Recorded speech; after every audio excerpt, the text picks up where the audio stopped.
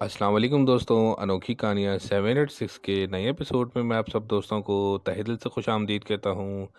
دوستوں، آج میں آپ کو آج سیریز کی دوسری قسط سنانے جا رہا ہوں۔ قبرستان کو دیکھ کر میں بہت زیادہ خوفزدہ ہو گئی، کانپنے لگی، ڈرنے لگی۔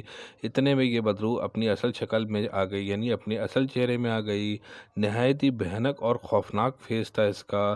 کچھ دیر تک میں بالکل ساکت ہو گئی۔ مجھے ایسا لگا کہ یہ میرا آخری وقت ہے۔ میرے منہ سے بلا ساختہ کلمہ طیبہ جاری ہو گیا۔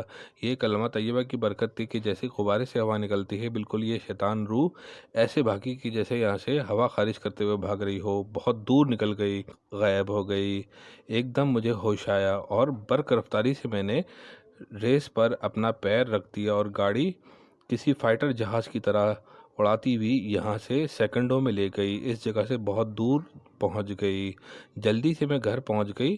گھر میں میرے بڑے بھائی اور میرے ابو نے مجھے دیکھا تو وہ بھی پریشان ہو گئے۔ میں بغیر کسی سے بات کیے اپنے کمرے میں چلی گئی اور کمرہ اندر سے بند کر سو گئی۔ صبح 10 بجے میری نیند کھلی۔ آفس کی بھی چھٹی ہو چکی تھی، جسم میں بہت زیادہ درد ہو رہا تھا۔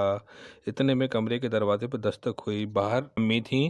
فرحین بیٹا دروازہ کھولو۔ میں بڑی مشکلوں سے میں نے دروازہ کھولا۔ مجھے فوراً ہی امی نے پکڑ لیا اور کہا کہ تم کو تو بہت تیز بخار ہو رہا ہے۔ امی نے مجھے دوائی دی اور میرے پاس بیٹھ گئیں۔ سر کی مالش یعنی سر سہلاتی رہیں۔ بیٹا تم سو جاؤ، میں تمہارے پاس بیٹھی ہوں۔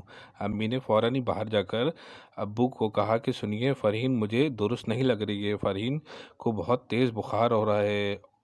ابو اور بھائی ایک بہت بڑی روحانی شخصیت تھے۔ ابو اور بھائی کمرے میں گئے اور کمرہ اندر سے بند کر لیا۔ ابو نے جیب سے خوشبو نکالی۔ یہ کام کرنے سے پہلے ابو اور بھائی نے بڑا سخت قسم کا حصار کر لیا تھا۔ خوشبو نکالتے ہی جیسے ہی ابو نے بوتل کا کیپ کھولا تو ایک دم میری آنکھیں کھل گئیں اور اپنی ناک کو سونگھنے والے انداز میں چلانا شروع کر دیا اور مردانہ آواز میں ایک زوردار چیخ ماری۔ ایک دم گھر کی چھت تک اڑ کر گئی اور دھڑام سے اپنے بیڈ پر گر کر بے ہوش ہو گئی۔ دوستوں، اب تک کے لیے اتنا ہی۔